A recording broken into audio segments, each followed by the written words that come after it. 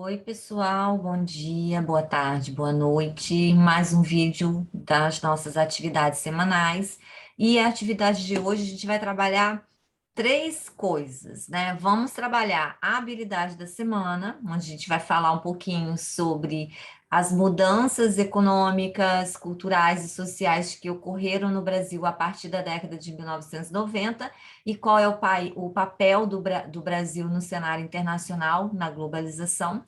E vamos aproveitar essa atividade para trabalhar o nosso projeto de humanidades, que é o projeto que tem como tema por uma educação antirracista, né? É uma tentativa da gente observar a diversidade, valorizar a diversidade racial no âmbito escolar, no âmbito dos nossos materiais pedagógicos, e vamos também aproveitar a atividade de hoje para trabalhar o projeto de leitura, ou seja, a gente tem três elementos importantes aqui na nossa atividade. Vamos começar com a explicação do nosso conteúdo da semana, né? Na semana passada, a gente estava trabalhando um pouquinho dessa perspectiva de como o Brasil ele vai se comportando nessas relações internacionais. Hoje a gente vai falar da atuação do Brasil no cenário internacional e um questionamento que é o de que será que somos ainda considerados inferiores? Porque historicamente no cenário internacional, o Brasil é conhecido, né? Ele é compreendido como um país inferior a quem? Inferior aos Estados Unidos, inferior aos países europeus, né? Que se tornaram ali as grandes potências, né? Nós somos um país colonizado, então a gente já sai atrás nessa corrida. E aqui, nessa atividade, o que eu quero que vocês consigam compreender é que a gente vai tratar da atuação do Brasil no cenário internacional e vai também pensar como que isso impõe um pensamento, né, vai contra um pensamento que ainda existe de que alguns povos, algumas pessoas, algumas culturas são superiores a outras, né? No caso que a gente vai estudar nessa atividade, a gente vai perceber que a atuação do país, né, como o Brasil, de um país como o Brasil, países como Índia, países como África do Sul, na economia internacional, bate de frente com essa ideia de que somos povos inferiores se comparados à Europa e os Estados Unidos. Então, a gente vai falar um pouco disso, vai apresentar um pouquinho essa nossa leitura, tá bom? Eu coloquei para a gente iniciar a conversa um link do YouTube para vocês assistirem a um videozinho pequeno, e o vídeo ele vai apresentar as chamadas teorias racistas. As teorias racistas são ideias que foram criadas, pensadas por europeus e que serviam para quê? Para legitimar a dominação dos brancos sobre os negros, por exemplo, porque essas teorias racistas, elas estudavam as raças, então imaginavam assim, ó, o branco é uma raça, o africano é outra raça, o índio é uma raça. E ao estudar as raças, o que esses pensadores faziam? Eles classificavam aquelas como superiores e outras como inferiores. Então, gente, uma teoria pensada pelos europeus, né? Para os europeus, eles eram a raça superior, né? E nós, por exemplo, latinos, os africanos, os asiáticos, eram uma sub-raça, ou seja, uma raça inferior, tá? Então, o vídeo vai tratar essa temática para a gente começar a nossa conversa aqui. E depois que vocês assistirem ao vídeo, pequenininho, 3 minutos, vocês vão responder a duas perguntinhas, né? O que mais chamou sua atenção no vídeo? E se você acha que essa teoria prejudicou o Brasil de alguma forma? Você acha que essa teoria científica, como era batizada à época, né, de que existem raças superiores e inferiores, que o Brasil, por exemplo, por ser um país miscigenado, seria um país de raça inferior? Será que isso prejudica a gente de alguma forma? Como que isso pode prejudicar? Vocês vão responder isso. Depois a gente vai avançar um pouquinho e vamos falar do textinho da nossa atividade, que é um texto que vai apresentar para vocês o BRICS. O que é o BRICS, professora? É um conjunto econômico. Na verdade, o BRICS é um conjunto composto por 5 países, cada sigla representa um país: Brasil, Rússia, Índia, China e África do Sul. né? Então, o BRICS é o conjunto desses 5 países que se transformaram em um conjunto econômico, em um grupamento econômico.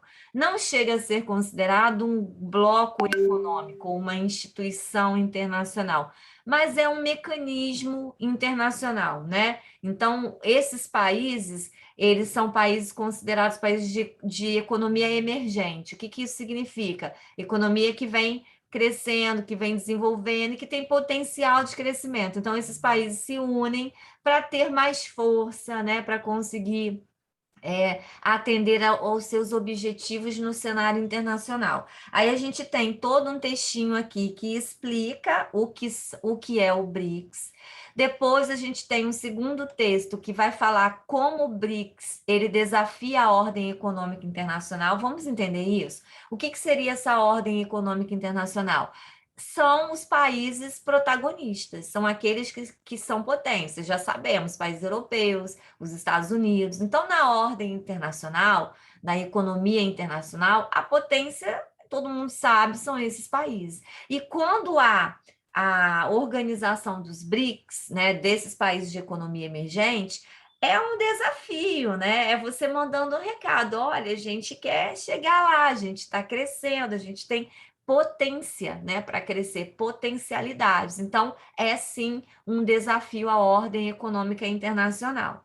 Aí, depois que vocês lerem os textinhos, tem 2 questões para responder. A primeira é: o que é o BRICS? E a segunda é: podemos afirmar que o Brasil, Índia, China e África do Sul estão desafiando as potências mundiais, como Estados Unidos e países europeus?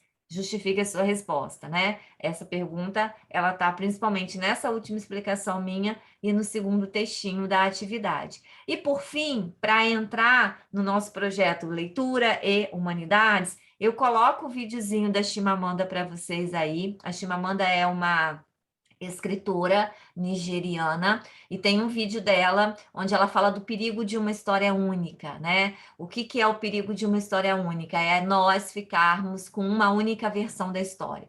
Toda história tem mais de uma versão. A gente aprende na escola, a gente aprende na matéria de história que a África é o continente que foi explorado, que os africanos foram feitos de escravos, né? Que houve dominação, e tudo isso é verdade. Mas não é só isso. Então, o vídeo fala sobre isso. Não é só isso. Na África, a gente encontra ciência, a gente encontra desenvolvimento, a gente encontra arte, né? Se a gente fica com uma única versão da história, o que que acontece? Você perde toda a riqueza. Você não consegue enxergar as coisas diferentes, né? Então, o vídeo ele trata sobre isso. E aí, depois que vocês assistirem ao vídeo, vocês vão responder a questão.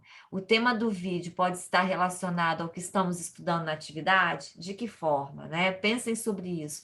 De que forma o perigo de uma história única pode estar relacionado ao fato de que, por exemplo, né, Brasil, África, Índia, China, Rússia foram historicamente considerados raças inferiores, culturas inferiores, países inferiores, né? Então, isso, será que a gente pode relacionar? Porque quando a gente fica com aquela única história lá do racismo científico, a gente tende a acreditar que sim, existem culturas superiores e outras inferiores. Mas não é só isso, né? É o vídeo da Chimamanda. Não é só isso. Existe um outro lado, existe potência, existe criatividade, existe ciência sendo desenvolvida fora do eixo Europa-Estados Unidos, tá bom? E depois de responder essa pergunta, tem uma proposta de atividade. Essa proposta de atividade é para valer ponto, atividade do projeto de leitura e projeto de humanidades juntas, tá? Então, na proposta de atividade, vocês vão fazer uma pesquisa sobre personalidades negras, pode ser no Brasil ou no continente africano, né? Eu até sugiro que vocês façam no Brasil, né? Porque a gente valoriza um pouco mais aqui a nossa história. Você pode escolher um artista, pode escolher um intelectual, um cientista, né? Escolham pessoas que construíram alguma coisa, que produziram alguma coisa, tá bom? E depois que vocês fizerem essa pesquisa, vocês vão criar um painel. Esse painel, ele pode ser feito em PowerPoint, aquele programinha de slide que é fácil de mexer, e eu até sugiro quem tem condição de fazer isso, faça no PowerPoint, tá bom? Porque fica mais arrumadinho, ou na cartolina. Esse painel, ele deve conter o quê?